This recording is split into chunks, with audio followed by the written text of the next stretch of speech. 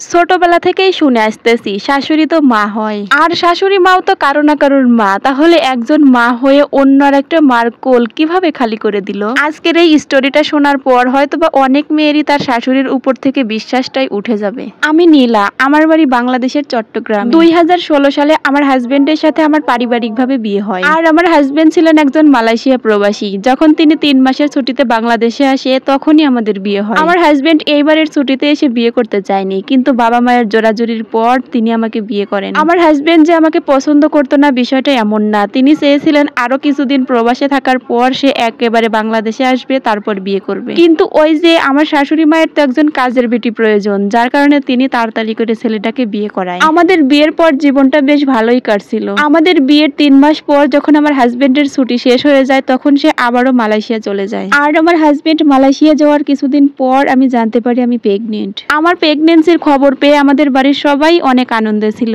আর আনন্দ থাকবে না কেন, আমরা দুইজন একসাথে প্রেগনেন্ট হয়েছি, আমার ননদ আর আমি। আমার ননদের এইটা 4 নাম্বার বাচ্চা, এর আগে তার 3টা মেয়ে সন্তান আছে। আর আমার ননদের শ্বশুর বাড়ি থেকে বলেই দিয়েছে এইবার যদি আমার ননদের মেয়ে হয় তাহলে নাকি আমার ননদকে তার স্বামী ডিভোর্স দিবে। আর এই বিষয়গুলো নিয়ে আমার ননদ সব সময় চিন্তিত থাকতো। আমার ননদের প্রেগনেন্সির পর থেকে আমার ননদ আমাদের বাড়িতেই থাকে, কারণ আমার ননদের স্বামী সব সময় বলতো আমার ননদের এইবার ছেলে সন্তান হবে। যার কারণে আমার ননদের অনেক বেশি বিশ্রামের প্রয়োজন, এই জন্যই তো আমার ননদকে আমাদের বাড়িতে রেখে গেছে। যদিও আমার ননদ আমাদের সংসারে তেমন একটা কাজ করতো না, সব কাজ আমাকে দিয়েই করাতো আমার শাশুড়ি। আর আমার ননদের প্রেগনেন্সি টাইমটা আমার থেকে কিছুদিন আগে ছিল। আমাদের দুজনের চেক আপ থেকে শুরু করে ডক্টরের কাছে যাওয়া আসা পর্যন্ত সবকিছুই আমার শাশুড়ি করতো। আমার ননদ যখনই আলটা করতো তখনই তাকে বলে দিত তার ছেলে বাবু হবে। যদিও এইটা আমার প্রথম বাচ্চা ছিল, তারপরেও আমি একদিন ডক্টরের কাছে কৌতূহলবশত বলেই ফেললাম ডক্টর সাহেব আমার কি বাবু হবে। এরপর ডক্টর আমাকে জানায় আমার বাচ্চাটা নাকি উল্টো দিকে আছে, যার কারণে দেখা যাচ্ছে না কি বাবু হবে। আমিও এই বিষয় নিয়ে আর মাথা ঘামাইনি, কারণ এটা তো আমার প্রথম বাচ্চা, ছেলে হোক মেয়ে হোক আল্লাহ যেন আমাকে একটা সুস্থ সবল নেক সন্তান দান করেন। ছেলে সন্তান মেয়ে সন্তান নিয়ে আমার মধ্যে কোনো ভেদাভেদ ছিল না। আমার শাশুড়ি আর আমার ননদ মিলে সব সময় কি জানি একটা বলা বলি করতো। আমি যদি তখন তাদের মাঝে চলে যেতাম তখন তারা কথার টপিকস ঘুরিয়ে ফেলতো। যদিও এই সব বিষয় নিয়ে তেমন একটা কান দিতাম না, কারণ তারা মা মেয়ে পার্সোনাল কথা বলতেই পারে। এভাবেই আমার ননদের প্রেগনেন্সি টাইম 9 মাস পরে,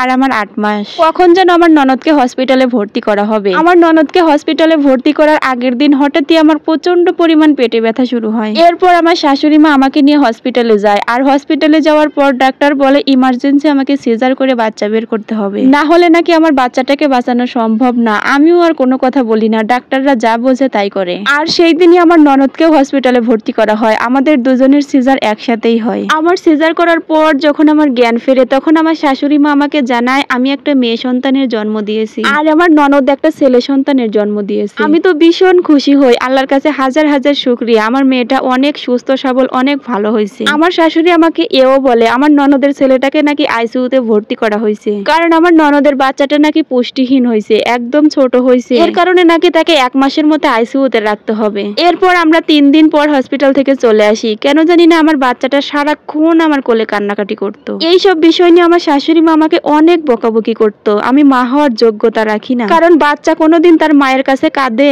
আমার শাশুড়ি আমাকে অনেক কিছু বলতো। এভাবেই আমার ননদের ছেলেটাকে 15 দিনের মতো আইসিইউতে রাখার পর তারপর তারা বাড়িতে নিয়ে আসে, কারণ আমার ননদের সংসারটা ছিল মধ্যবিত্ত, তাদের আইসিইউতে এত খরচ বহন করা সম্ভব হচ্ছিল না। ওইদিকে আমার ননদের ছেলেটাও সব সময় কান্নাকাটি করতো। আমি যদি আমার ননদের ছেলেটাকে কোলে নিতাম সে একদম চুপ হয়ে যেত। অনেক সময় তো আমি আমার ননদের বাচ্চাটাকে আমার নিজের বুকের দুধ খাওয়াইছি। আমি যখনই আমার ননদের বাচ্চাটাকে কোলে নিয়ে দুধ খাইয়ে দিতাম তখনই সে ঘুমিয়ে পড়তো। আমার ননদও সব সময় তার বাচ্চাটাকে আমাকে দিয়ে রাখাতো। আমার মেয়েটা যদিও আগে অনেক কান্নাকাটি করতো, কিন্তু এখন দুধ খাইয়ে দিলে সে ঘুমিয়ে থাকে, সে আর বেশি কান্নাকাটি করে না। এভাবেই আমার ননদের ছেলের বয়স যখন 24 দিন চলে সেদিন হঠাৎ করে সে অনেক কান্নাকাটি করে। কত ডক্টর, কত কবিরাজ, কত হুজুরের ঝাড়া ফু, কোনো কিছুতেই কাজ হচ্ছিল না। হঠাৎ করে রাত 3টার দিকে আমার ননদের ছেলেটা মারা যায়। এরপর থেকে আমার ননদ একদম পাগলের মতো অবস্থা হয়ে যায়। তখন আমার ননদ সন্তান হারানোর যন্ত্রণা সহ্য করতে না পেরে আমাকে বলে তুই আমার মেয়েকে আমাকে ফিরিয়ে দে। তার মুখে এই কথা শোনার পর আমি যেন একদম অবাক হয়ে গেলাম, আর বললাম আপা এসব কি বলেন, এটা তো আমার বাচ্চা, আপনার বাচ্চা তো মারা গেল। তখন আমার ননদ বলে আমার বাচ্চা তো মারা যায়নি, মারা গেছে তো তোর বাচ্চা, ওই ছেলে সন্তানটা তোর ছিল,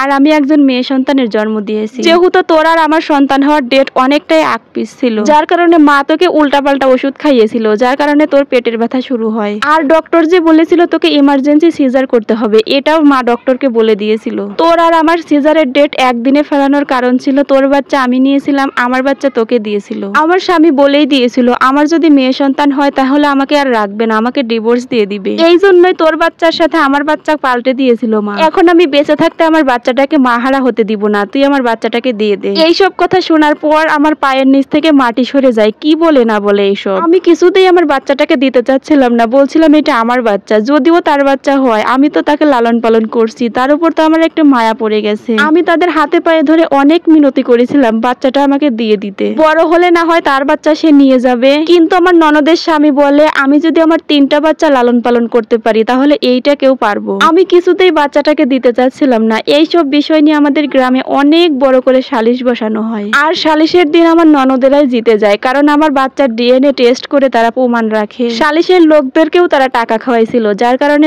আমার বাচ্চাটা তারা ছিনিয়ে নেয়। শুধুমাত্র আমার শাশুড়ির কারণে আমার বাচ্চাটাকে আমি হারিয়ে ফেললাম। আজ যদি আমার বাচ্চাটাকে চেঞ্জ না করতো তাহলে কি আমার বাচ্চাটা এখনই হতো?